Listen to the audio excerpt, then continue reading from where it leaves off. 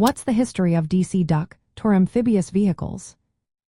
Imagine riding through the heart of Washington, D.C. in a vehicle that can splash into the river and roll down city streets at the same time. That's what makes the DC Duck Tours so special. These vehicles are called ducks or ducks, and they have a fascinating history rooted in World War II. Back then, they were built as amphibious trucks to help soldiers land on beaches and move supplies over land and water. They were tough, reliable, and could carry troops and gear across rough terrain and into the water. After the war ended, many of these surplus vehicles were no longer needed for military use. Instead of being scrapped, a lot of them found a second life in civilian roles, especially as tour vehicles. The idea of using these amphibious vehicles for sightseeing started in 1946 in Wisconsin Dells, Wisconsin. Tour companies saw how fun and practical it was to combine land and water rides. They restored the old military trucks and used them to give people a new way to see the sights.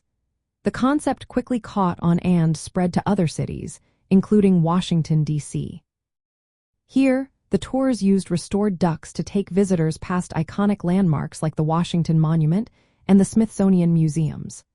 The tours would start at Union Station, a major transportation hub, and wind through downtown D.C. along main streets.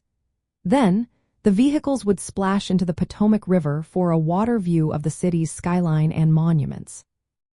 These tours offered a unique experience, showing the city from both land and water perspectives.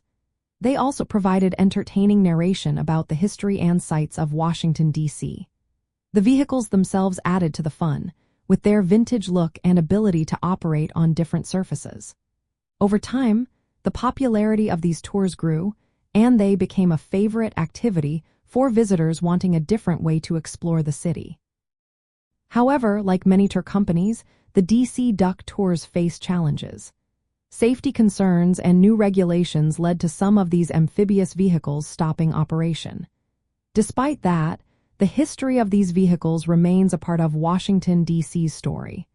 They connect the city's past with a playful, practical way to see its most famous landmarks.